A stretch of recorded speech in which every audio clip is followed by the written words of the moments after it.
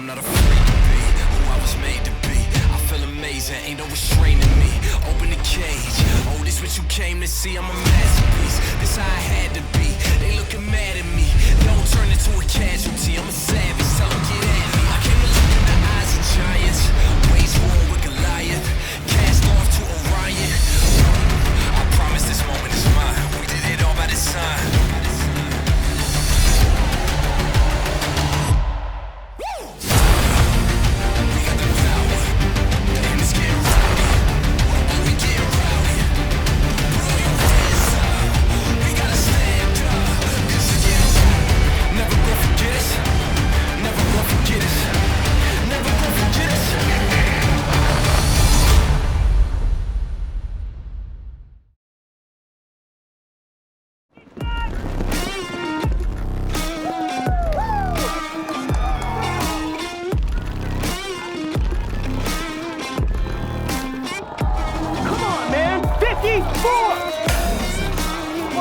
Keep pushing, yeah?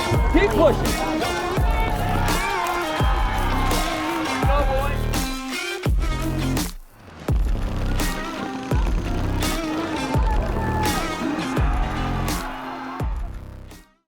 Welcome to Go Sports Live. Matty Marshall, happy to have our MVP from the last event, but also one of the greatest players ever to do it here, Alex Fraige on the horn from Northern California. And we got a decent amount to talk about. We're about a month away from World Cup. Dynasty will be defending their title from 2020 last year at that event. Just came off a big win. That's 2 event wins in 4 tournaments. And Alex, you played absolutely masterful. So before we jump in, and again, we got a lot to talk about. Field 1, Hormesis, Coin Duel, Dynasty, World Cup, the brackets. How you doing today, though? I'm good, man. I got to go to the pumpkin patch with my my 2 kids and my wife this morning, so couldn't be having a better day. I'm going to the pumpkin patch tomorrow, and just debating on how big of a pumpkin I'm going to be getting to carve, and then how ridiculous the design is going to be this year. So we will see. Do you guys get down on some pumpkin carving? Well, here's the thing. I like carving pumpkins, but when you have multiple toddlers or kids that are like 4 or 5 years old, pumpkin carving is the most stressful activity for a parent that you could possibly do. The kid just wants the blade, and it's like they, yeah, and they give you the tools that you use for carving pumpkins are just horribly made and not a good design for doing it. It's a disaster waiting to happen. But going to the pumpkin patch is always usually for me the funnest part of it. I don't think my kid's old enough to get crazy with the blade yet, but he's gonna want to get after it. But when that time comes, like your oldest, it'd probably just be triangle, and like round a circle for the mouth, and then that's it. Drop the little ridiculous little tools that they give you that break after 20 minutes, and then move on. Yeah, but Monty, I do you like can to just get play down with on the guts of the pumpkin now. Yeah, exactly. Just give him the guts. Or He'll you be make happy the with funny one seeds. where you go, yeah, you go like slit-eyed triangles, like the hungover triangles, and then the big huge opening, and then the throwing up the guts from the inside. You got the hungover pumpkin. Right. That's always a crowd Yeah, that's pleaser. a classic. All right, so let's jump in and talk about your performance at this last event. You did look like you were 20 years old yet again, and it was highly impressive. So before we kind of go into the weeds a bit and kind of go over how you thought about the team's performance at the event and how you personally were looking at it, just how are you feeling coming off that event? I mean, what do you a lot of people are like, dude, that was the best we've seen Alex look in years. I mean, obviously you've had that in the tank, but that was a ridiculously awesome performance, and you played incredibly aggressive over there on that snake side, and just were a brutalizer for San Diego Dynasty and really helped them take the victory. Thanks, man. I appreciate that, and it means a lot, especially coming from you, who you're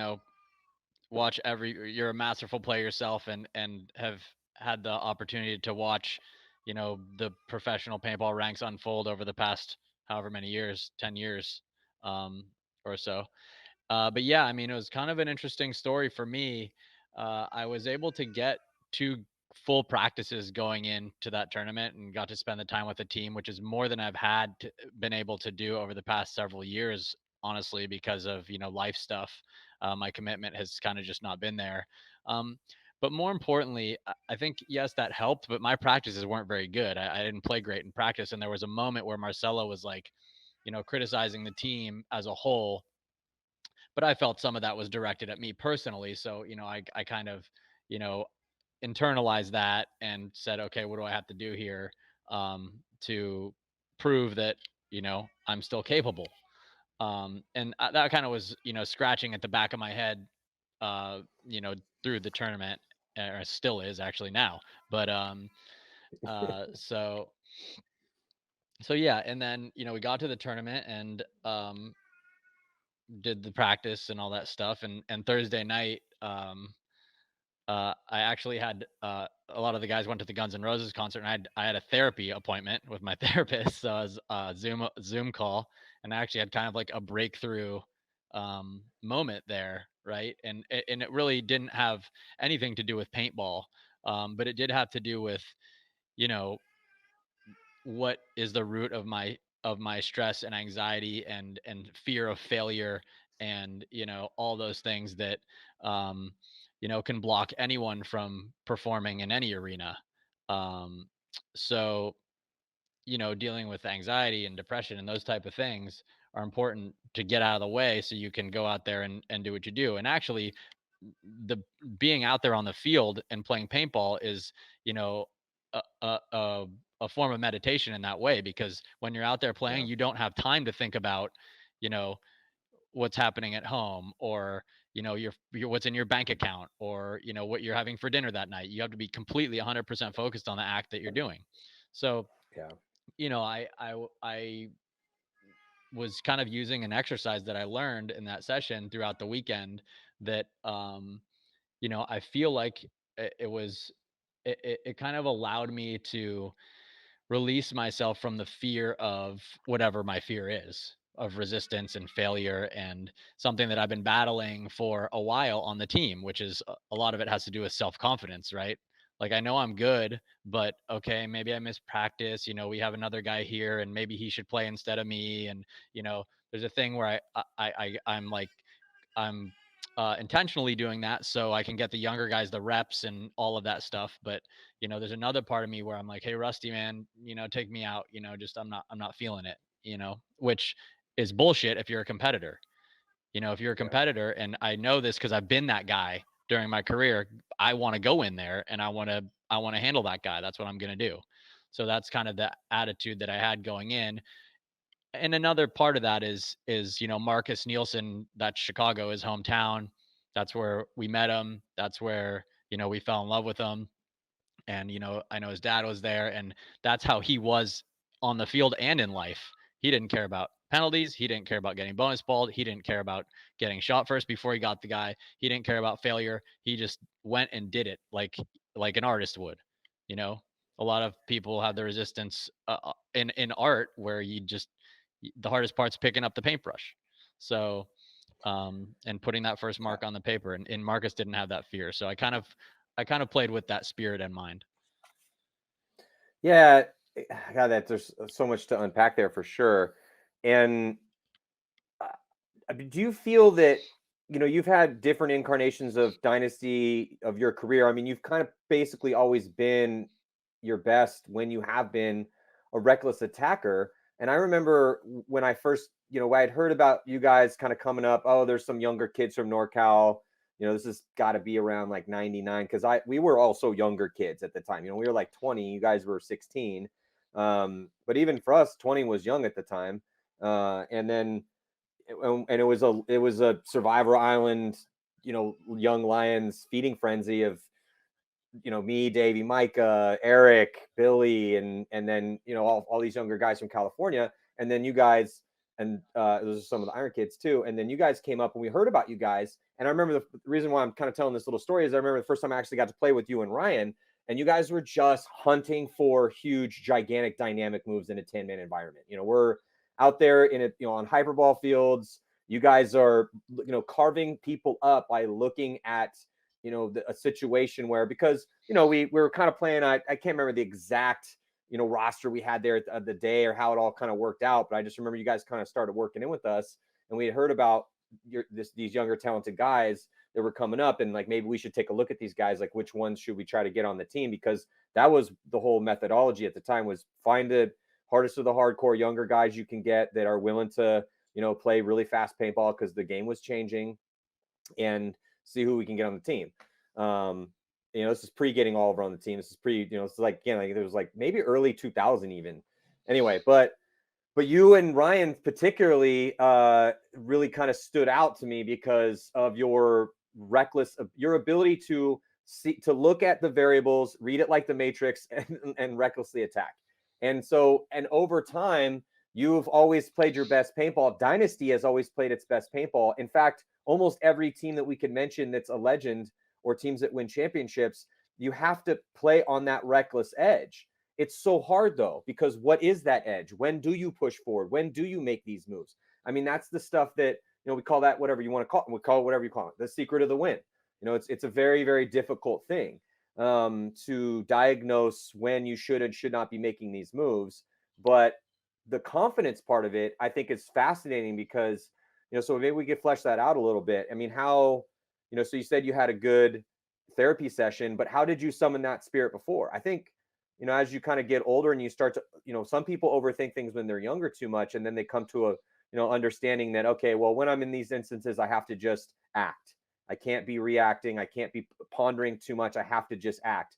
But it can go the opposite way, so it's kind of difficult. But I mean, how have you dealt with that? How did you deal with it earlier? And obviously you're dealing with really good here, but maybe you can save some people a shit ton of money by telling whatever sort of like breakthrough that you had, if you're willing to share, because obviously it was working, and obviously, yeah, it's got to be intimidating as much as you don't want to admit it, or anyone wants to admit it. If you're going out there and the guy in front of you is Mike Urena, who's been getting better and better and better, and that's the guy you got to take playtime from sometimes. Now, again, you can both play at the same time and make Dynasty less scoutable, and depends on the layout and that sort of stuff. But, it's kind of like, again, when, we were 20 and we see you guys coming up, it's like, okay, I got to play better because I don't want Alex or Oliver or Ryan to take my spot. I mean, it's just, but that's part of the game. That's what brings out that elite quality in teams and players. See, I know that's not a not direct question, but well, no, I know that's okay though. I can talk to that. I just, that's not the way I see it. Like, I've been bringing these guys in and teaching them so they can take my spot, so they can push me out. That's why I like seeing LVL and, these guys coming in and pushing us out. Like, bring it on and take me out. Like, I present yeah, that but challenge. that's now. It's but before it was different, because when you guys were younger, you were trying to, and this is what we talked about in the Iron Kids documentary, which I know you guys are starting to work on too, which everyone needs to know about, which is amazing and awesome. But you guys were out to change the game. You guys were out to take down icons and legends, to become icons and legends yourself. And then that's, why we formed Excessive, because we're like, oh, dude, these guys are beating the shit out of everyone. Like, we can't let that happen. So we need to form a super team too to take these dudes down. But it's that constant joust at the top of whatever you want to call elite at the time. But it just changes over time. Yeah, now that's your concept. You're like, yeah, I want, you're 40, like you got 2 kids, like sometimes you might not be able to make both practices, and it just is what it is. But Dynasty is your baby, Field 1's your baby. You need people to continue to go out there and be elite. But back then it was different because you guys were breaking molds and kind of changing the game. Sure. And back then, we were playing, number one, because we loved it, and number two, because we wanted to beat the grown-ups. Initially, like, Oliver's dream was to play with the Iron Man, which he fulfilled. He got on the team. He won a world championship the very first year he played on the team. He was the guy. It was amazing for him. But for me, it was something totally different, right? I wanted to beat those guys. I wanted, I never wanted to be on the Iron Man, right? It was just it was a different driving force. And a lot of it had to do with, you know, me, uh, maybe resenting grown-ups or something like that. I don't even know. It's probably a deep dive, but I felt like, we were alone in a way that, um that we were able to feed off each other and become great. And I think the other guys, BC, Skinny Kevin, Yosh, Ryan, Oliver, Angel, these guys, we all, I remember the first time meeting Kevin and Brian, and I was like, man, like, these guys are like me. It was crazy. Like, I had, been in high school and, done all that stuff, but it was just like kind of a revelation saying like, there's people like me out there and it's okay. It's going to be okay. And that's, really what paintball brought me far beyond the game itself. But, yeah, I mean, going into the tournament and playing in that, to speak to the way and that aggression and um that razor's edge that makes a difference between winning and losing a tournament. And that's the whole point. You need to know how to play on that edge. And that the only way you can do that is through experience and practicing that. Like if you go out and play one-on-ones, if you play 100 one-on-ones and you play every single one the same way and you play your bunker tight and you engage in firefights and you snap shoot and all that, you're never going to push the limits of what you can and can't do. Look at a guy like Fedorov. I mean, you go out in a one-on-one and just run and shoot constantly around and never stop doing that. And you push it as far as you can and force the other guy's hand. And then the next time you stay in your bunker the whole time and never tuck in. And then the next time you go in and you hide in your bunker and you try to make the guy forget about you. And then the next time you go in and you make an intentional, I'm pretending to go left, but then I make a big move going right. So a guy like I said, Fedorov plays in the game like that sometimes. And you're like, how did he get away with that? How did he do that to me? He just abused me in this way that I've never felt pressure before. And that's because number one, he's practiced it enough times. And number two, he believes it. So in this tournament we just played, it was this type of snake where you had to play it like, I mean, this is a crude example, but you had to be smart enough to know to play like an idiot. So you go in there, right? Yeah. You look around, you crawl up, you listen for the guy's gun. If you hear it, you run around and shoot him, right? It's like, and a lot of guys they think they're too good or they're too smart to play like that. But, a lot of things went my way. It was kind of a makeable snake. It was, not one of these like tapes you had to like be, Mouse or Keith Brown to get out to. And you could get in there and kind of like weasel your way around and make the other team react to you. And that's my favorite type of paintball, is bunkering people. I mean, one of my favorite moments is, and I showed this to Marcelo at practice a few weeks before the tournament, is that moment in push when Shane Pistano looks at you and he's like, hey, Matty, how about you bunker somebody this time? Because you were getting bunkered every time in that center thing by whoever, and you're like, yeah, whatever, Shane. Lasoya. No. It was, yeah, Lasoya was whatever bunkering because I know. No, but he was right. But that was one of those interesting moments in a practice where it's like, do you go up there and do you just play super reckless, or do you play tighter, right? And like, how do you know that edge? It's like trying to find that edge, and we were trying to find that. I was trying to find it in general. And we were just playing 10-minute game after 10-minute game. And Lasoya just kept coming over and dunking on me. And then finally, and there's a clip in there that you see in that montage where then I go over the top and try to get Chris. But we were just trading out. And then we do like the whole hand slap. Yeah, I know. But that was that crazy ass thing.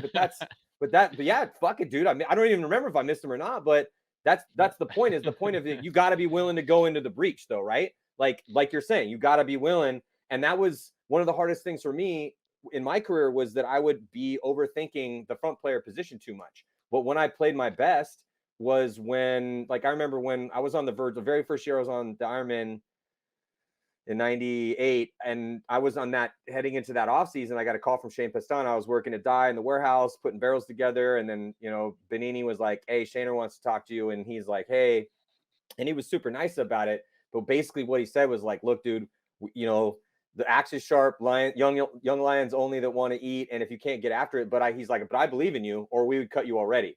Like, I believe you have this in the tank. So, I believe you can be a core member of this team and you can be an amazing paintball player. You already are, you wouldn't be on the team, but you got to believe in yourself, bro. If I believe in you, then why would you not believe in yourself?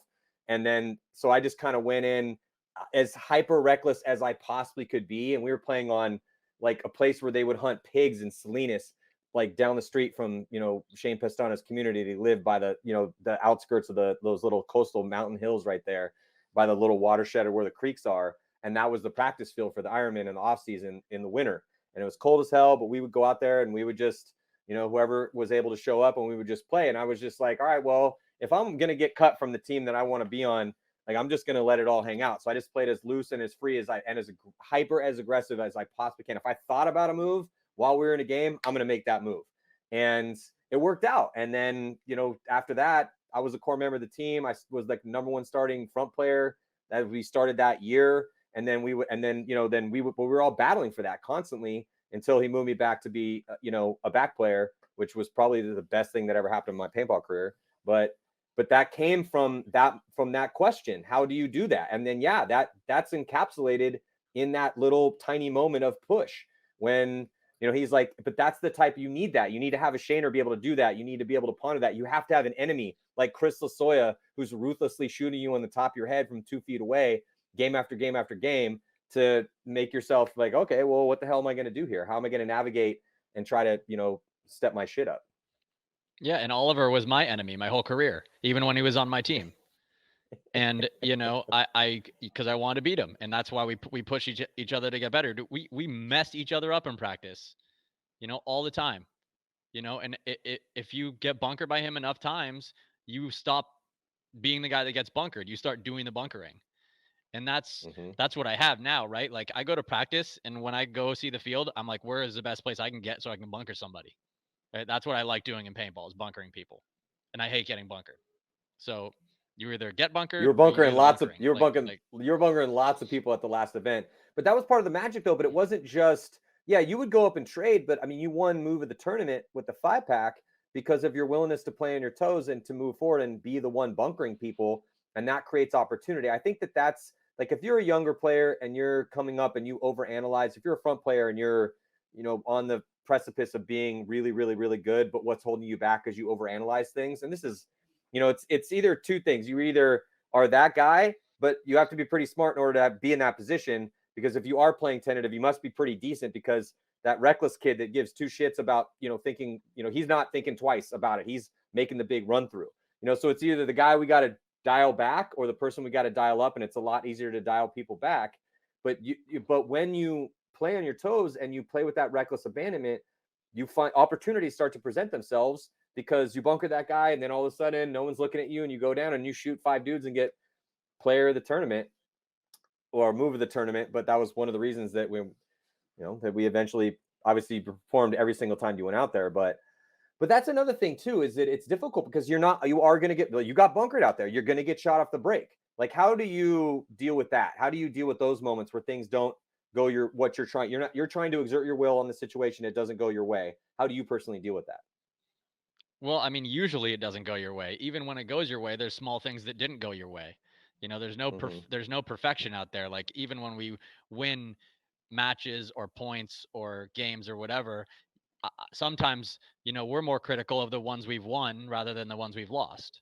So yeah, those little nuggets are out there everywhere. It's a very dynamic game that's happening. Every movement, every communication, every time you shoot, it's all a balance.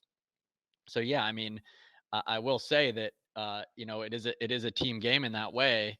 That and also, like you're saying, the fear of pulling it back or pushing it forward. You've got to know that your team is behind you, right? You can't be afraid of getting yelled at by your coach, or of having Ryan be critical of you in the team meeting that night. You can't be afraid of that stuff. You've got to just get in there and you've got to do it the way that you want to do it, and use your feelings and your instincts, and also your brain, right? You got to have the experience, like we talked about before, whether it's time to push it or whether it's time to dial it back, and having all those arrows in your quiver, and also the wherewithal to understand when to use them is critical. I mean, Mouse is a perfect example. That's what makes him so good. He's got all the tools, and he's very, very tactical about when to use them. Right? He knows when to go, when not to go. He's aware of the score. He's aware of the time. He's aware of who they're playing. He's aware of all those things, right? Which is a lot to compute during a match. Well, he's one of those guys that he's a good example of somebody that was, because in the knock against a lot of up and coming front players that are hyper aggressive is they die too often. They'll over battle, they'll get into a position, they'll make a mental error, and then they cost their team, or they shoot a body, maybe even 2, and then I'll take that 2-body trade any day. That's fine, but they could have finished the point alive, maybe shot 3 or 4 and looked like like an icon out there. But then again, over battle. So, but with Mouse, man, it's just been so interesting to watch him for the past 10 years, because he's been playing for a long time now. He's been playing for longer than that, but it's just his game has gotten so tactical. Like, if it's an aggressive snake, He will play on his toes at 100%, point after point after point, blowing people off, like just literally going and just going to war over there, and he'll be that first guy to go. But And that's what was that's what so makes him the best. That's what makes him the best, yes. is not his speed. It's not his gunfighting ability. It's not his technique. It's his ability to read the situation and make the right decision. That's And he really showed what that he's at the first yeah. event, the very first event. So, just kind of interesting story here, which I want to kind of transition to a little bit as we kind of talk about, Dynasty. You guys had an amazing performance. You won the tournament and you got all the MVPs and move of the tournament.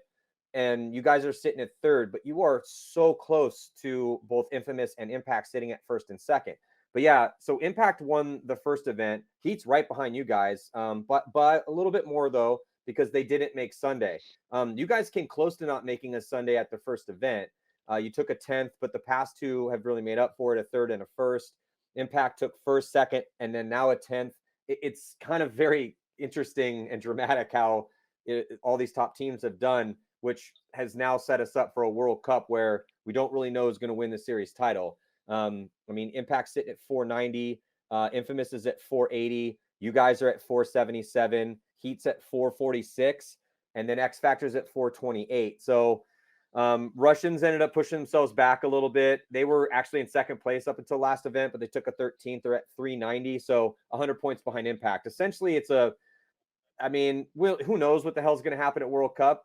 And I do want to talk to you a little bit about this. But before we kind of dive into the overarching conversation of the Pro League, let's kind of talk through this last event, because it was pretty amazing. You guys have had a super dramatic past 2 years, but this past, just since World Cup. So we have all of COVID happens, and then had the big break between Vegas and then World Cup. Ironman win Vegas, first win for them in 10 years. And it was crazy that both the Ironman win one and then Dynasty wins one. So two legendary Southern California teams, and you guys win Orlando on your 20th anniversary, making it super dramatic at the time.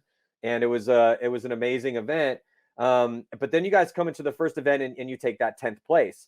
And there was a decent amount of change there. I remember kind of texting Ryan or talking to Ryan maybe a month before the first event, and everything seemed fine. And then all of a sudden he's texting me like, what do you think about this player? What do you think about this player? And I'm like, bro, why are you asking me 3 weeks before the event what I think about these players? Like, is everything okay? And he's like, no, everything's not okay. He's like, Rusty's retired. So-and-so's retired. I don't know if Dalton can make it. We need to start making some moves. And I was like, holy shit. Yeah, this is Tyler not good. left.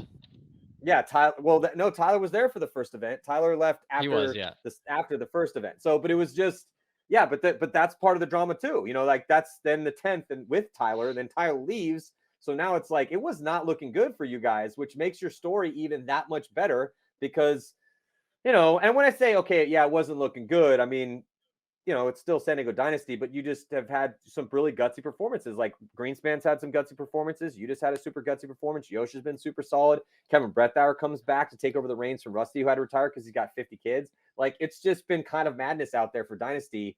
How has it been for you? Obviously, as part of the inner circle, one of the owners of the team, as it's been at least from the outside, looking like a maelstrom. How has it been from the inside here? This past, I'd say since, I don't know, for the past year and a half since COVID hit. Yeah, I mean, I wasn't even at the tournament where we won World Cup last year in 2020 because COVID and family stuff, and I had a baby on the way. But yeah, the guys went out there and they handled it, and I was in tears watching Ryan get interviewed after the game, talking about my dad who had just passed away and all this stuff, and seeing those guys win on the field like that was really magical. So yeah, that was definitely a boost for the team, just winning that. You win a World Cup, and that's good for a couple of years. You're like, all right, we won the World Cup in 2015. Totally. That's Yeah. we're good for 5. So Yeah. that'll keep you relevant, and that's what we're battling to do. Stay relevant here, and again, like for me, during COVID and not being able to play paintball, which is what I love, I kind of realized that I took it for granted a little bit, right? So I really appreciate the opportunity to go to the tournament and be there and hang out with the guys and play the game, and those things are really they're gifts. So and just the COVID thing just was a glimpse into the idea that, yeah, this isn't permanent. Getting older, you're not going to do this forever. And being there with Yosh and Ryan and guys that I've been doing this for, and Kevin and Eric Crandall and people that I've been traveling, and pouring my life. I mean, this is our life. This is what we've made our life. And I couldn't be more appreciative of being a part of that, right? And that's kind of the driving force that is I'm able to was able to tap into that youthful kind of mindset, right? And it's kind of it's almost the opposite of that idea, right? Okay, this is fleeting, so you better make it worth it. Do you think that that's a thing. I don't mean to interrupt, but I just feel like this is, do you think that your dad passing this past year, because you started playing paintball with your dad and him being a big part of your life, and a lot of guys that played paintball knew your dad, he was a dominant personality. Apple doesn't fall far from the tree, but the fact that he's no longer there, do you think that that's given you a little bit of a renewed appreciation in the finite nature of what it is that we're doing, seeing as you are getting, you got your kid, you have your family now and your companies that you've been putting time into, but I mean, dude, you just looked so good at this last event and still playing elite, like tip of the spear, elite paintball at 40 years old, Yeah, so it's absolutely. I mean, when you you see somebody die, and you go through that process with them, and that person's your father and you're the next one of him, basically, and then you realize that you're not here forever. And when I look at my hands, I see his hands. I see the version of his hands when he was old and on his way out. That's going to be my hand someday. And and it is a profound thought. And then you see your child, right, a little baby come into the world, and you say, okay, that's my replacement. And that's just the cycle of things. And yeah, of course, that's a conscious thought, but it's also become more real subconsciously when you witness it. And there's anxiety and there's fear, but that's all natural stuff, right? I mean, of course, nobody wants to die. And yeah, I mean, everybody does. It's inevitable. Well, maybe it's not for yeah Jeff Bezos and some of these guys now, but I heard they have some magic soup that they're drinking. yeah Jeffrey Bezos, you did it. Congratulations. But anyway, yeah, no, I'm just yeah, I'm just grateful to be a part of it. No, yeah, it was cool. Let's kind of talk through, again, just to see Ryan play as well as he did at World Cup, and then for you to play as well as you did at this last one, it's just special, man. I've been watching you guys, like I said, since you're 16 years old, and then and I've been watching every point that everyone's played in this game, and since probably 2008 now, or 9-ish when I kind of stopped playing, but yeah, it was just a special performance, and it's been a really cool. And there's a lot of factors there that helped. Yeah, It's kept the team I felt was behind each other, right? Especially me. Like, I feel like I'm the personality that sometimes needs that, right? I need to know that the guys are with me. And Skinny definitely is. Like, he's very stoic about it, but he's like, Alex, get in there. He doesn't care. He's like, get back in there. You messed up last time, whatever, get back in there. I believe in you. Get in there.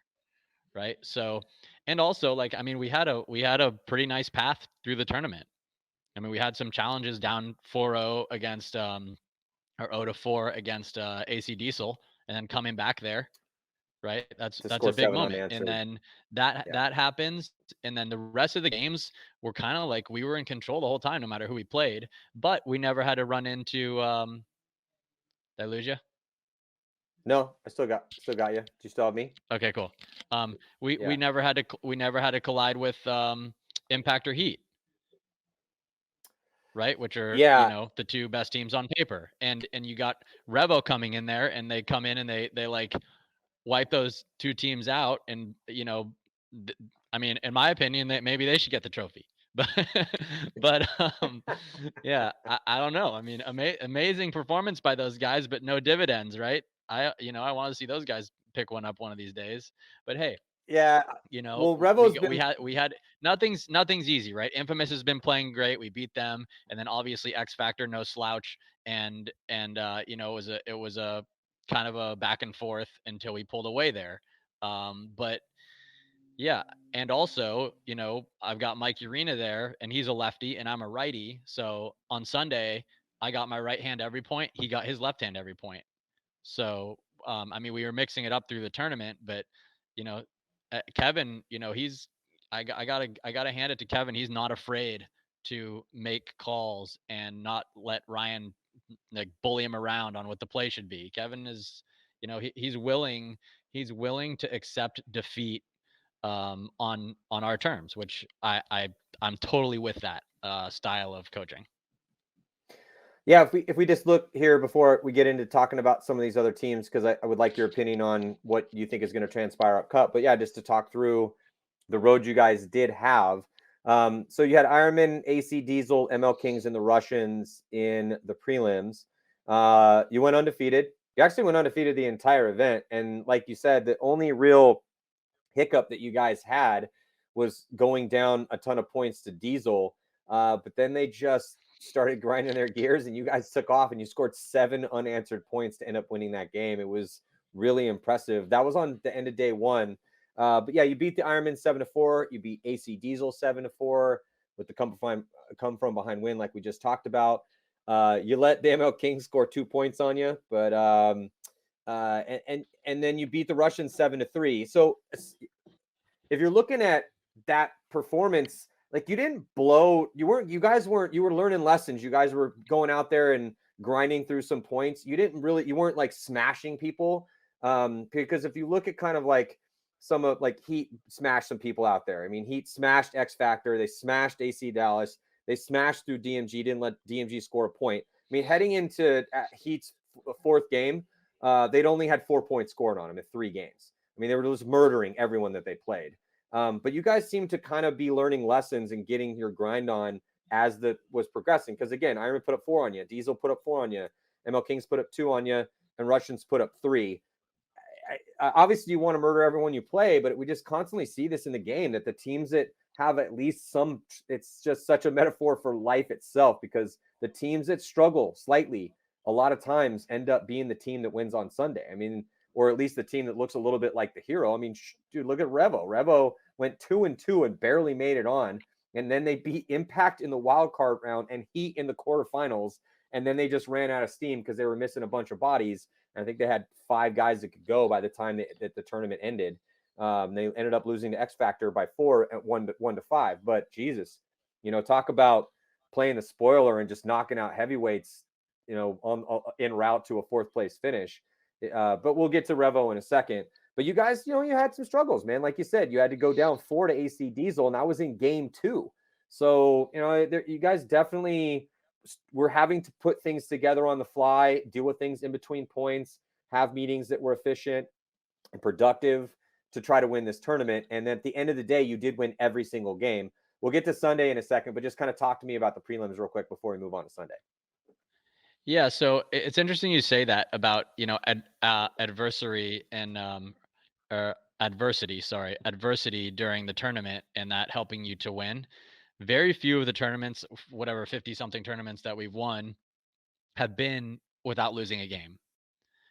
Now, I feel like losing that game is a reality check, and it's like you get one hiccup in the tournament. Just hopefully that hiccup's not on Sunday.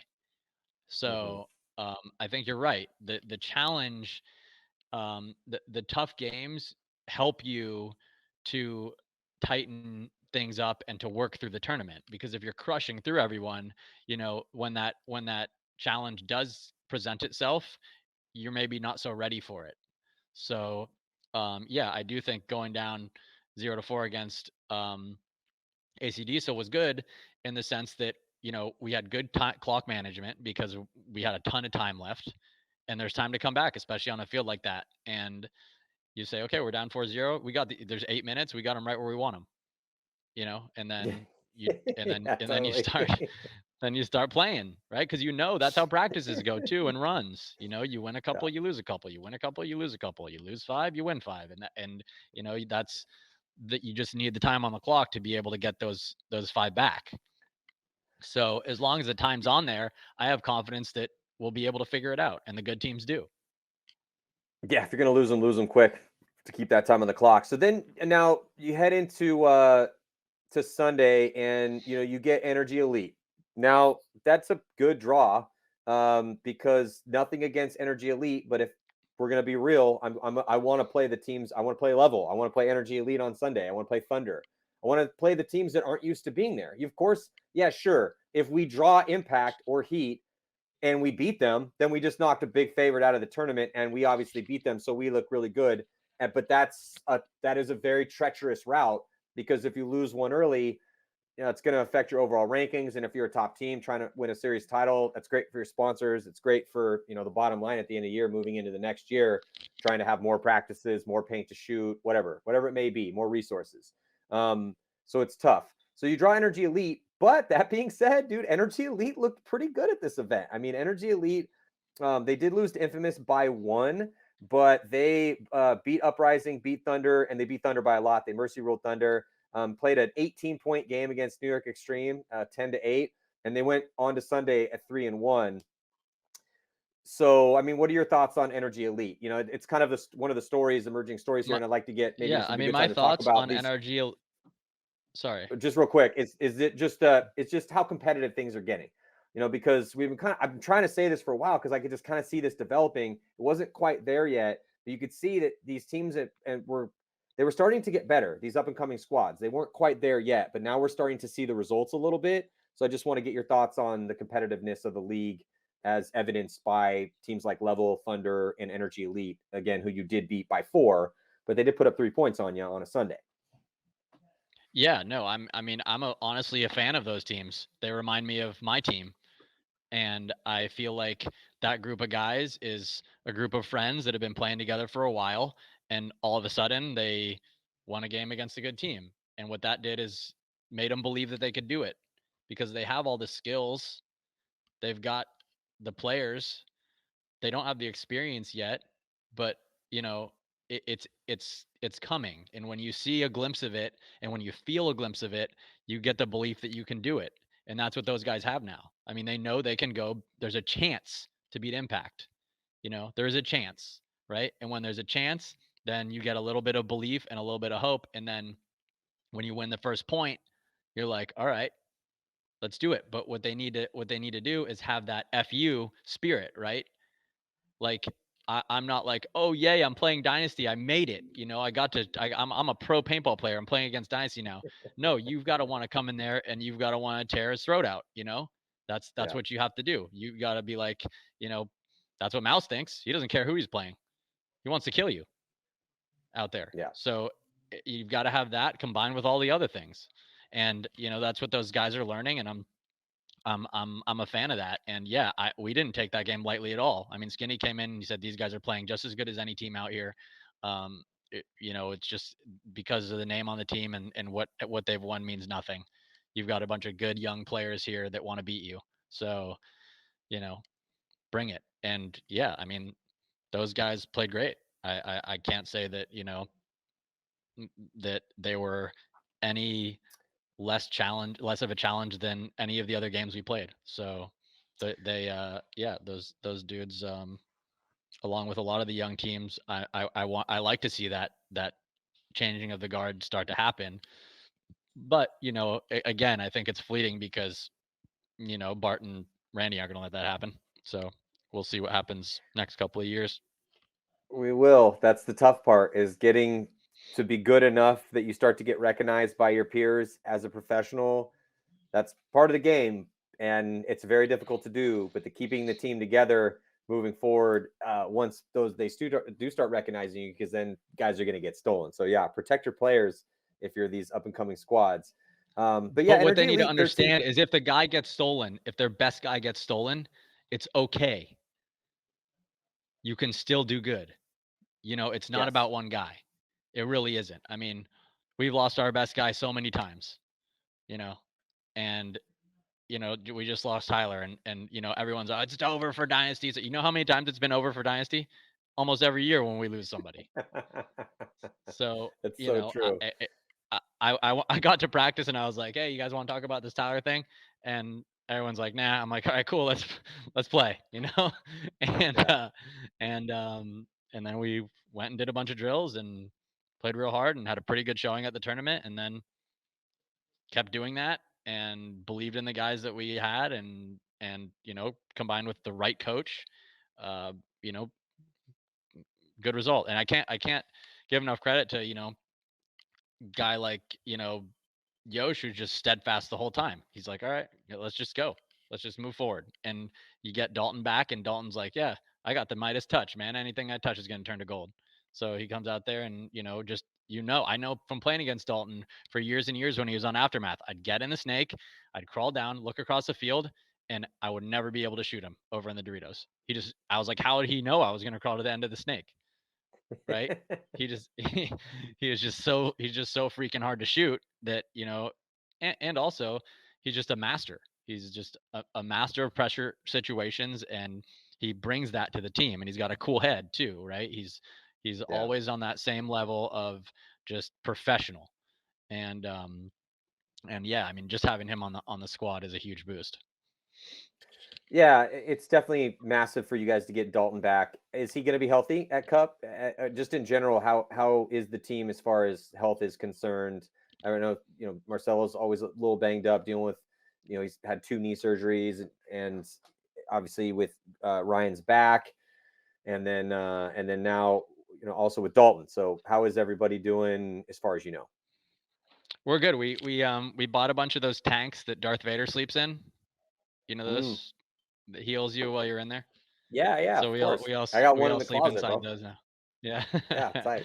Yeah, I don't know who's healthy and who's not, but we're just, I know that we're going to get out there and grind, and that's what we always do. So if you can't play, then you can't play, and there's another guy there. I mean, I feel like Mike Arena is the guy now. I mean, he's awesome. Like, he's like we were talked about before. He has that thing you can't teach. He wants Yeah. to. He wanted to come, even when he was on elevation. He wanted to come. He wasn't happy to be playing against us just because he's there. He wanted to come in and bunker you. Yeah. Right. And that's Yeah. the way he plays the game. And you can take a guy like that and you can rein him back, and you can say, okay, in this situation, do this, in this situation, do that, try this, try that. Dude's a sponge. I mean, he's going to be something special the next few years to watch. So watch out for him. Totally. Yeah, Mike Arena is absolutely nasty, and he keeps getting better. Also, man, Blake keeps getting better too. And I think Blake has shown great diversity at a couple events this year. When we went to Sacramento, and I mean, there's only 5 pro teams there, but he was playing out of position. He was playing the 2 or the 3, and he looked great. Mike was doing the same thing there, Mike Arena. It was just a really good look, and I just think it's going to be good for you guys for Dynasty's future moving forward. Bringing in Marcelo, bringing in Blake into the ownership group. They've been, put their time in, and I just think it makes a lot of sense. And obviously, you guys just took 3rd and a 1st. So now heading into World Cup, a title you will be defending with a series title on the line. I mean, you're just 13 points behind Impact. You're only 3 points behind Infamous. And then Heat is a little, again, behind you guys at 446. Let's kind of talk about that race real quick here. And I do want to ask you about some of these other teams and then the brackets. Still don't know what the field's going to look like. We got waiting for that drop as far as what type of field. But no, I already probably got it. going to. Oh, did you? I didn't get that. I didn't get the memo yet. No, they sent it to. They didn't send it to you. I think they only sent it to the MVP from the last event, bro. That's a rule change actually that just got voted on as the MVP. Yeah, no, I've had it for a couple of weeks. No one else gets it. Yeah, we got it set up over here. Son of a bitch. Yeah. We've been practicing. Nice. Good for you. Well, that means it's going to make you even more of a favorite. But so you got Impact, Infamous, Dynasty, and Heat in the top 4. All of that interesting stories there. We've been talking a little bit about them with Impact, with you guys, and then with Heat. But we haven't really mentioned Infamous too much. We've mentioned them, but we haven't really kind of talked about and really thoroughly discussed them a bit. So let's just do that before we kind of talk about these brackets and some more of these up and coming teams that I feel bear mentioning, especially with the way the brackets are kind of lined up. But Infamous has had a really good year. They've been dominating in 10-man. They were literally undefeated in 10-man. They've won every single 10-man event that they've played. And then they took a 2nd place at the first event, and then an 8th, and then a 3rd. And they're sitting at 2nd just because they've been so consistent. So if I mean it, and we're gonna see Greg Sewers. He's gonna retire at the end of this year. So I mean, I feel that they're a team that could be a favorite at World Cup. What are your thoughts on Infamous right now? I mean, I'm a big fan of those guys and what they're doing right now, not only on the field, but with their company. And, Yes. with the Pro DNA thing, making stuff to run and support the team. You've got Callie and Travis driving that. The players that, are actively involved in the team are also actively involved in the business. And, I really appreciate that angle of what they're doing. And yeah, I mean, they've had with a roster that people were like, oh, because it didn't change much from last year. I know they tried to go get some players, but they just, started clicking, right? They've a same group of guys have been together a little while. They've been through some struggles, trials and tribulations and all that stuff. And you've got, Thomas, who's seasoned, and, I feel like he plays similar to me, right? Wants to go bunker people, wants to, show his teeth. And then you've got steady hand like Callie and Cody, and Harrison Fry's been playing great. And yeah, I mean, dudes, they've got all the pieces. And what I really love about them is that they don't really have like the superstar. They're a team of really good players that play together, and when one guy drops the ball, the other guy picks up the slack.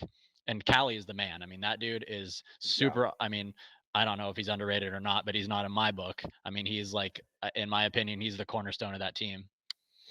Yeah, well, Callie, had to take a little bit of a break. So if you're a fan that's only been around for a couple of years, you might not have seen Callie Rudolph play a bunch. I mean, Callie Rudolph's been around so long that I played with Callie Rudolph on Excessive back in like 2006 when he was 16 years old, and he was a starter as a front guy. Like, he's been nasty since then. Like, he's been just really good at paintball since he was in his mid-teens.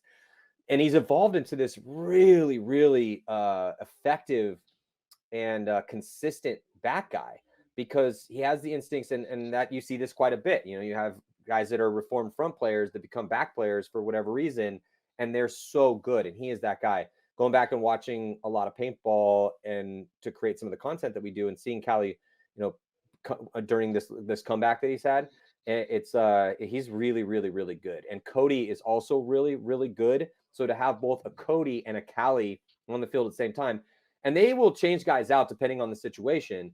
But those two guys are incredibly good, incredibly solid. And then you combine it with the offensive, like Harrison Fry keeps getting better. He's probably played as much or more paintball than 99% of every paintball player on planet Earth for the past few seasons, because he plays in South America, plays in Australia. He was playing in Europe. I mean, and even during COVID, he's been going anywhere he can to play. And it's starting to really show. He is becoming a gigantic offensive threat wherever they put him. Greg has made the most of his last year. Yeah, Thomas's knife is still very sharp. He's still got it. Zach Patient was a big comeback player for them as well, too. They just got Zach Patient. He's a huge weapon for them. I like Jonah Jamrose, but he's hurt right now. I think he's going to be back for Cup. All the older guys were kind of messing with him a little bit. They're like, because he's the in-shape young kid that's in the gym all the time, and he got some random like foot injury, and they're like, like the Gregs and the Thomases were just like, dude, you're supposed to be invincible, bro. You're young and strong. You're bench pressing cars and deadlifting boats and stuff at your gym, and all of a sudden you hurt like a random tendon in your foot, dude. I've never even been hurt before. What's wrong with you? So, but I think that Jamrose, and he's got a good paintball name too. Jamrose could be really good moving forward. Yeah, Infamous is a strong team, and then because the way that Travis feels is the strongest team he's ever put out there, and he's his methodology behind creating their company is going to make that team solid moving forward, because he can give guys deals that other teams can't give them. So yeah, Infamous is going to be in the hunt for a while, and it would not surprise me if they won Cup. They're in the bracket with the Russians, Revo, Outlaws, and DMG. I want to kind of go over these brackets a little bit. I do want to ask you what you got going on with Hormesis, Field 1, and Coin Duel. Each one of those conversations could be super long, and I can't keep you here all night because we both got kids. But I do want to kind of talk about these brackets real quick, and then I want to ask you what you got lined up coming up here for those companies. Let's start with the Infamous bracket. It's Russians, Revo, Outlaws, and DMG. I feel, just before we even start talking about these, just because I feel like a lot of people start at the top of the bracket, but I feel like you have to start at the bottom of the bracket, because it's definitely become blatantly apparent with how good some of these younger teams are getting, that who do you have in the bottom of your bracket? You know, is that a team that's going to go 0-4 and get mercy ruled a ton and raise up everyone else's score? Or is that going to be what we've been seeing out of Level? Like Level's still in a bottom bracket, and they're at a tier 5 still, even with as good as they've played the last event, just because of the overall ranking. So this one, it's DMG. Now, I love the guys on DMG. I've been a fan of that team for a long time. They've been around for a long time, but they have struggled. They struggled in Sacramento at their home field. They struggled here at this last event. And then you have the Outlaws, also a team that Jeremy's been, just doing roster roulette with those dudes. He does feel, I don't know yet who he's going to have for Cup. But that's, to me, is DMG or Outlaws going to step up? And then with Rebel, Russians, and Infamous, that could be a nasty bracket. What are your thoughts? Yeah, I mean, I think it really depends on. Well, I know DMG, which those guys are my boys. They're local here in Sacramento. The Boyan brothers, they're playing great, and I feel like are kind of like the rock of that team. Gerber's getting better too.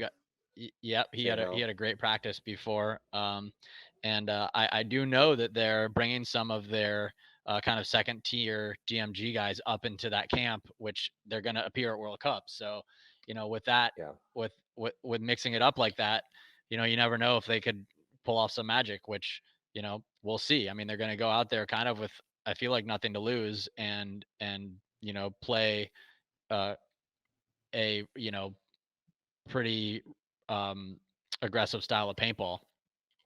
And hopefully, they'll be able to pull something off. Outlaws, I know they've had the same roster for a while. They've maybe cycled a few guys in. They've got Saldivar, Fred Berkeley, who's like their guy, who is a super solid, great player. Feel super bad for him because he's like the last guy every time. And and yeah, I mean, those guys, I feel like Outlaws just, they need to do something different, because if you practice the same way and you do the same thing, you're just going to keep getting the same results. And I'm not going to buy that it's the players on the team. It's the mentality and the approach going in and the way that they're managing games. And when those guys did well is when it was low scoring games, right? I know you can't control that a lot of the time, but there's something to be said there, right? Use what you have to try to win points. And if it's good, if you've got, good patient players, can make your spots, smart firefighters, like all those things, then use it. Going up the bracket, with Russians, with those guys, I mean, in this last tournament, I feel like they were just depleted. I mean, it wasn't the Russian Legion because their team wasn't here. It was other like substitute guys. And I knew when we played them, I was like, joking with them, like walking out to the flag station, we were walking past each other, and that is something that the Russians just do not do with you. So when that happened, I was like, oh, these guys, they're not here, mentally. So so yeah, I mean, it depends what they bring, but Malloy can take over a match and win it by himself. So you've got him, you've got Solnishkov, and you've got Smotrov. Smotrov in the Snake. I mean, that's enough to win points. You could put any two newbies out there, and those guys could beat any team. So we'll see. I mean, I really think they're missing Kirill bad. I mean, he's the heart and soul of the team, and they need him back. Like, he's the one guy that I feel like will make a huge difference from a strategic standpoint, and from a contribution on the field as well. So yeah, it also helped to get Karslev back as the attacker on the D side. Let's move on to your bracket. So you have you got Aftermath, you got Diesel, you got Ironman, you got AC Dallas. AC Dallas has to really watch out. They're sitting in last place right now, a 16th, a 20th, and a 17th place. They have 90 overall points. A team gets relegated down to the semi-pro division. As it stands right now, it's AC Dallas. Now we still have the big event, World Cup, coming up. But AC Dallas needs to have a really solid performance against these teams. You guys, Aftermath, AC Diesel, and the Ironman, just to avoid going down into the semi-pro division. MO Kings are on the bubble as well, too. They're at 116. DMG is also on the bubble at 132. And then Level is at 155. The fact they took the 6th place, we'll get to them in a bit. But then, yeah, you guys, we've been talking about it. You guys look stellar. Aftermath, Diesel, Ironman. Let's dwell in that area, because I feel that there's some stuff to talk about there. Aftermath, what are your thoughts on Aftermath this year? I mean, they've got some great players and a super solid team, and I feel like with those guys, the low body situations, the gritty points, they're really good at. So, I mean, obviously it depends on the field and that stuff, and it's a bummer because it's like Aftermath and Ironman are the two teams we usually practice because they're local. But we won't be able to practice them, I guess, because for some reason people don't like to practice if they play each other in the tournament, which I don't understand. I mean, I always thought that would make it more interesting, but um, that's just kind of a thing. But yeah, I mean, Aftermath with Mike at the helm, they've got um, the two long hairs that they're super solid on the Dorito side, which Thomas Kim, who's been playing lights out, and and then they've got Pinky, Josh who's Hallberg. super solid, yeah, and Halberg. So yeah, I mean they have the guys to do it, that's for sure, and they're no slouch. Joe Barrett's a good steady hand, and they can certainly beat good teams. And another group of guys, I feel like if Mike's able to keep them together, they've got a bright future because they're young and they're well, I don't know how hungry they are. I mean, I know Joe Barrett's probably hungry for sushi because that's usually what's on his social media. Um, And avocados. but avocados, yeah. Yeah, but as far as the Ironmen go, if we play the Ironman in a tournament and we beat them, I'm like, all right, I don't care what happens in the tournament from this point on. We beat the Ironman. I'm going home. I'm going home happy. Uh, so, so that's a weird thing I have always in my mind. Even though like I love all the guys on the team, it's not about that. It's just like the Ironman. I just like go beat the Ironman. And I will say, like, I know like I got move of the tournament for that Russian move, but actually the move of the tournament was when we were playing Iron Men. And I ran up. I think I was the last guy, and it was four of them. I ran up and shot the snake guy, shot the guy behind him, and then bunkered John Jackson because I thought it was a one-on-one. And LJ Parrish was in our thing hitting the button, and I didn't know. And yeah, I mean, roll that back, dude. That was like, I don't know, that's the best move I ever made, I think. Um, but but yeah, actually, the best move I ever made was just at the Woods Ball ICPL I was in gonna at say we did it. Badlands, and I Oh yeah, I how'd made that go? this sick move, dude. I roll up, swing up, shoot this guy, roll up, bunker another guy, and then the guy bunker. I'm just like, no. First, I bunkered a guy, and then shot a guy, and then bunkered the other guy and traded with him. Which I traded with him because I just stood up like shooting him like a dumbass, and he squeezed a ball on me. I just wanted to like, I ran up a mound and was like, dominating him. And then I went out, and our two guys ran to get the back door, and I was like, all right, this game should be over now. And one of the guys, we're playing Rocky Cagnoni's team, the Misfits. One of their guys, Deadman, walked us and shot No our way. two guys, and then he walks down and grabs our flag and runs it back. So I was pretty salty about that, but that was actually the best move I ever made. Uh, we So did yeah, have some fun playing at the Decay of Nations. That was a good time too.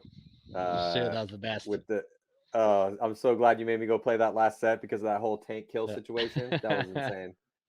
I Yeah, wish the I had next day I filmed went that. out I and got just the Juggernaut chased me down. I was running from him screaming. I was like, "Opie, help me!" Yeah, all you see is like it's the barrel pointing out of the net, and he's running at you, and you're just shooting him, and nothing's happening, and yeah, it's frightening. yeah, that was a good time. Anyway, All right, back to the yes. bracket. Yeah, so Hold Ironman, on, we got. yeah, they're done. What about? Okay, well, Ironman did finally step up at the last event. They took ninth. They lost Uprising by 3 on Sunday, but they did go 3-1 in the prelims, beating ML Kings, AC Diesel, and the Russians. But they did lose to you guys, and they looked a lot better than they did the first two event, 14th and 16th. But still got a lot to prove there. Again with if they're sitting at 14th place right now, they're actually behind Energy Elite by I think 18 points. But what do you think the last team in this bracket, AC Diesel? Diesel's been interesting, man. I mean, they were 6th place at the first event, 10th at the second event, 14th at this last event. I really thought that they were going to play that field better than they did. It just did not look as polished as they had before. Just kind of scratching their heads a little bit. Lost to you guys, lost to Ironman, and ML Kings went 1-3 with a -4. Whereas you guys throughout the tournament went 46 and 23 with a plus 23. But yeah, that was the worst Diesel looked all year. What do you think? What are your thoughts on Diesel? I mean, yeah, maybe statistically it's the worst they looked all year, but I think they played a good tournament. right? Like, they were close games. They're only a -4, you said. I mean, no matter who they played, it was probably fairly tight, at least at some point. They have a good roster, especially for their first year. They got Henneberg, they got Challenger, the Yeah. Johnson brother, or Clint Johnson and Mark Johnson, who, I thought Mark Johnson played great. He's an older guy, but he's super solid. So, Yeah. yeah, I mean, that's one of those games that I look at and I'm like, yeah, it could go, that could go either way, whoever they're playing. So, yeah, I mean, they were up on us 4-0 at the last tournament, and that's the first time we played them. I mean, we're Dynasty, man. We can't lose to a team the first time we play them. So, at least that's behind Yeah. us. And Yeah. and yeah, I mean, it's again, there are no slouches now, which I like. Every game should be hard. That's why it's called the Pro Division. So yeah, I mean, I like that bracket a little more than some of the other ones, but um, yeah, I mean, I Well, don't take let's anything. I mean, we played the ML Kings the last two tournaments, and they were both very challenging games. And you look at those guys, and you're like, oh, the ML Kings, they're a slouch. But no, that's not true. I mean, those guys play aggressive, they play hard. They just don't have, you know, the finishing touches that, you know, the impacts and the heats and all those guys have. But they have the raw. They've got the tools in the box. They just need to, use the pipe wrench instead of the screwdriver sometimes. It was good to see ML Kings beat, well, if you're an ML Kings fan, but just watching the trajectory of their tournament, the ML Kings lost their first 3 games, Ironman Russians, and then you guys, but then they beat AC Diesel. And like I love the AC Diesel crew, but they just looked a little bit just kind of I don't know, again, whatever you want to call it, just grinding their gears, or they just didn't seem to have their offense as dialed as it was before.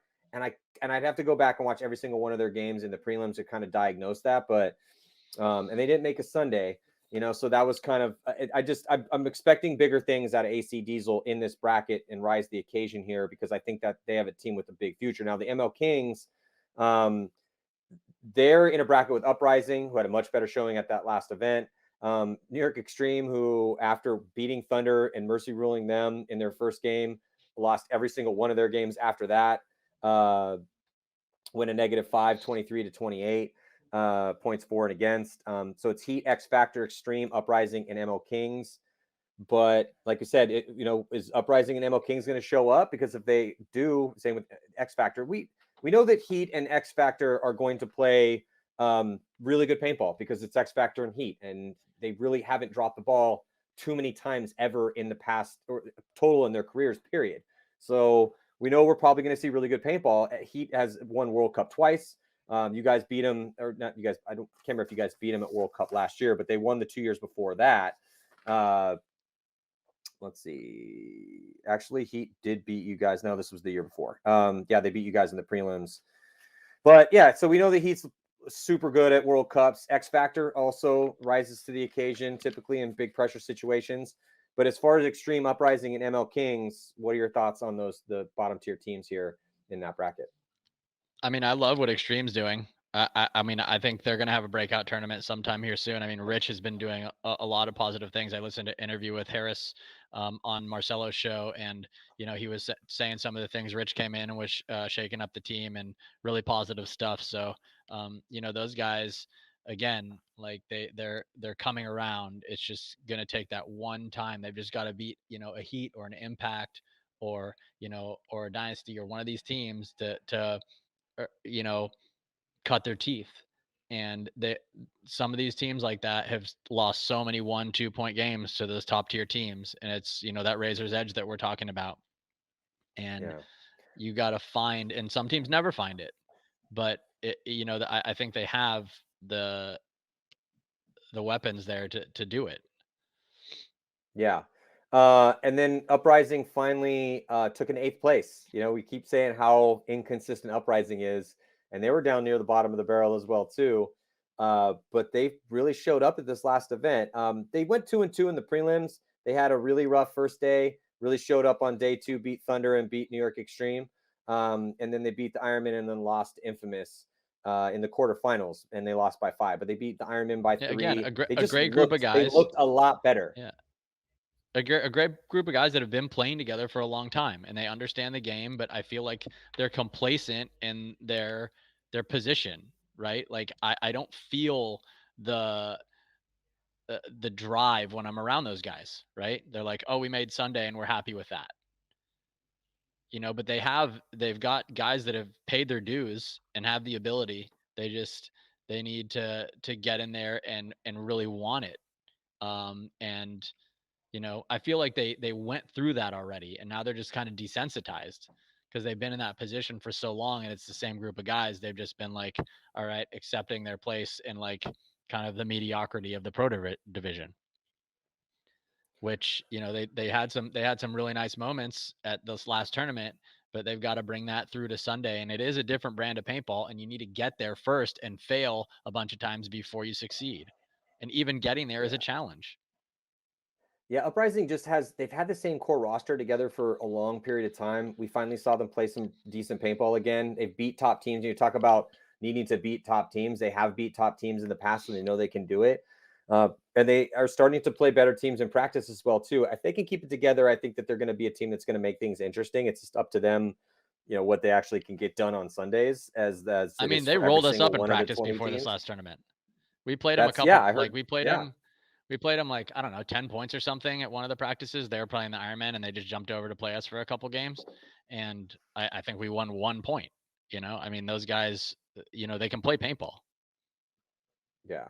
Well, let's jump in and talk about the bracket of death here. The last bracket to discuss: Impact, Damage, Thunder, Energy Elite, and Level. The reason why, at least for the people I've talked to, that this could be the bracket of death, as AKA the hardest bracket out there, is because Level has been on a roll these past couple events. And the last event they were on a roll. They did get beat up on Sunday by, I believe, was X Factor, and they lost that Mercy Rule loss. But they beat the Outlaws, Impact, Damage, and Revo in the prelims, and they beat Heat at the event before that. We talked to you about how good Energy Elite has. So we've already discussed Energy Elite.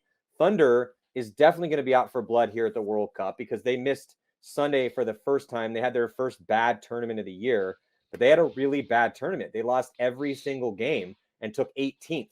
They took 5th and 6th at the first 2 events. And then I want you to notice something about the Thunder's trajectory this season.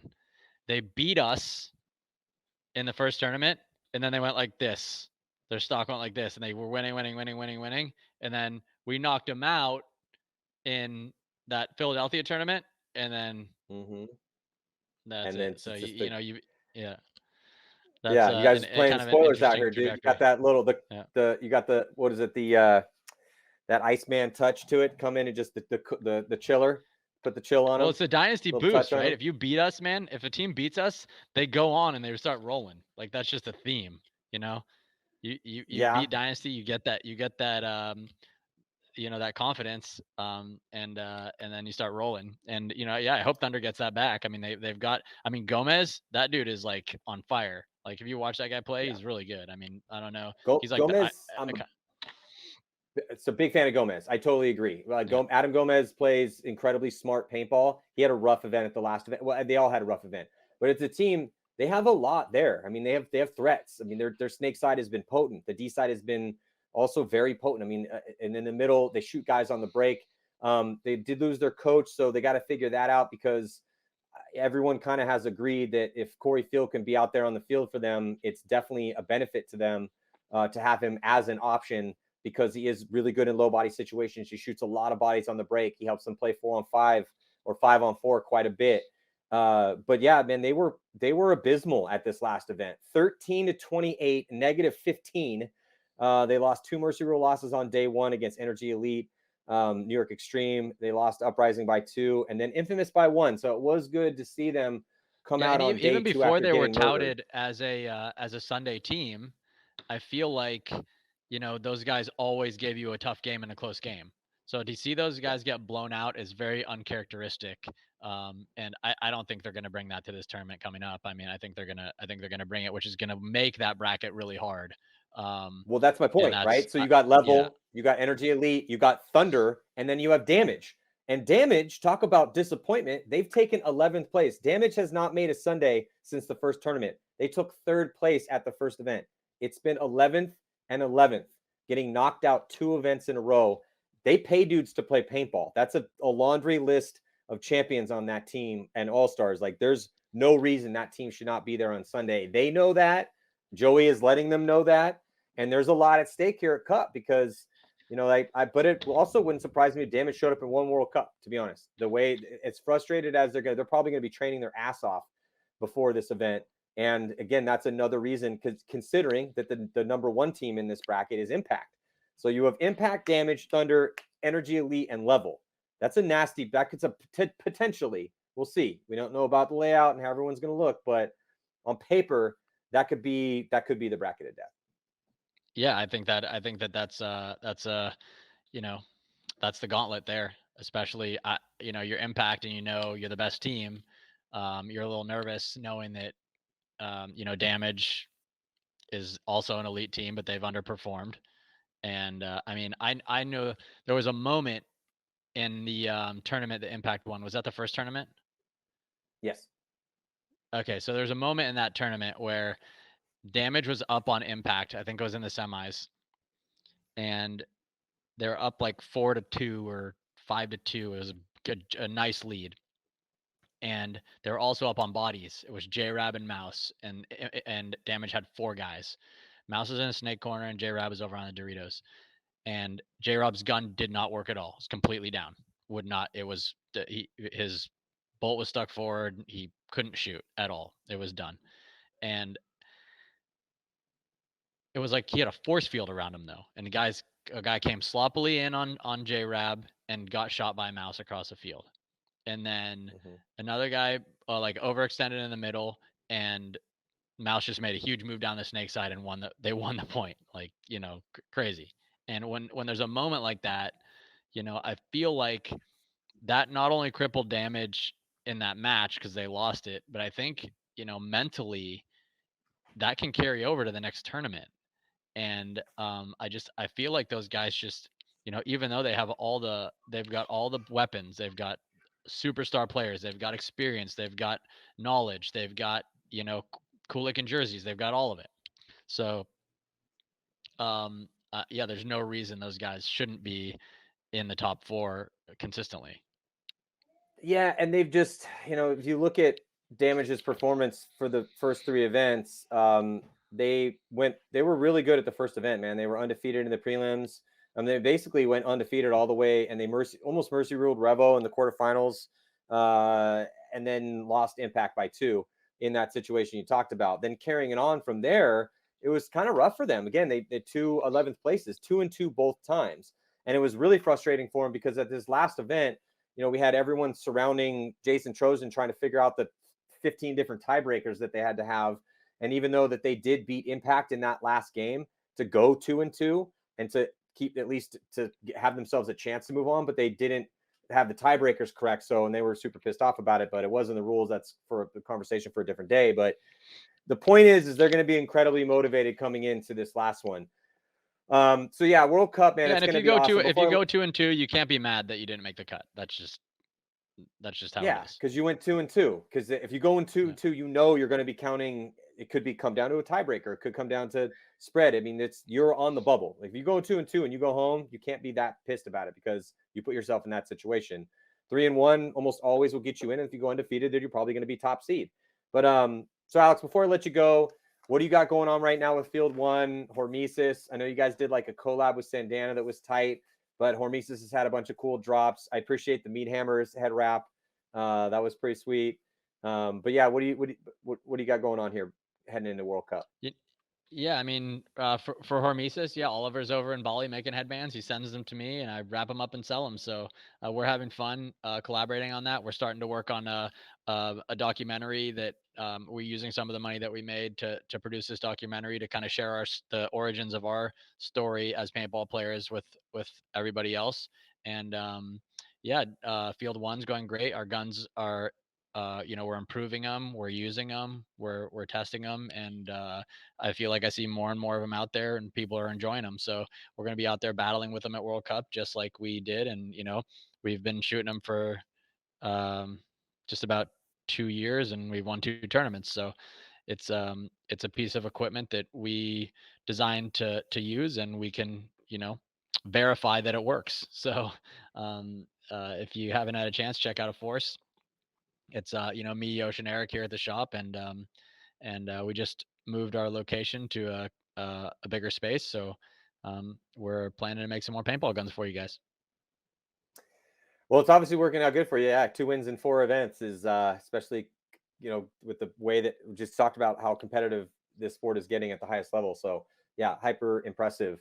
And yeah, I love what you're doing with Hormesis, and then Coin Duel.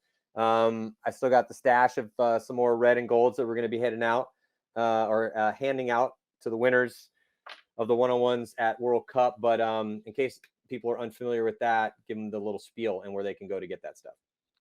Yeah, so you can head to coinduelpaintball.com or hormesispaintball.com and pick up silver coins. It's a basically ongoing tournament that you can challenge. All pro players have gold coins. So if you have a silver coin, which you can buy on the website, you can challenge a pro player for his gold coin, or another player for a silver coin, or a legend player who has a black coin. So it's about, it's supposed to be one-on-one, but you can challenge for whatever if you want.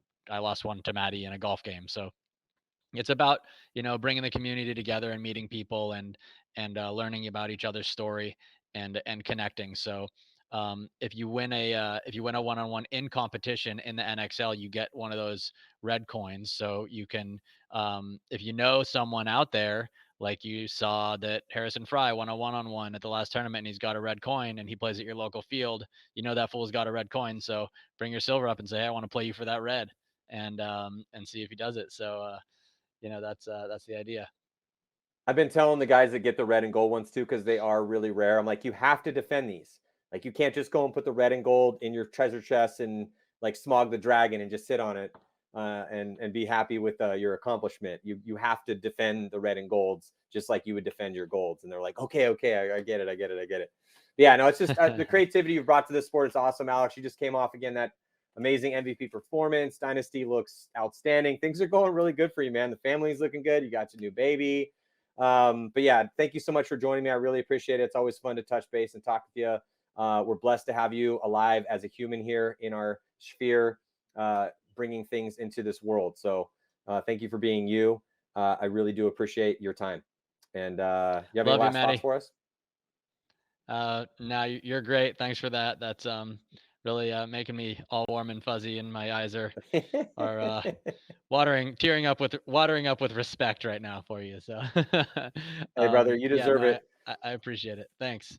And I'm excited to see everyone in Orlando, and hopefully get things back to more normalcy, and enjoy our paintball lives.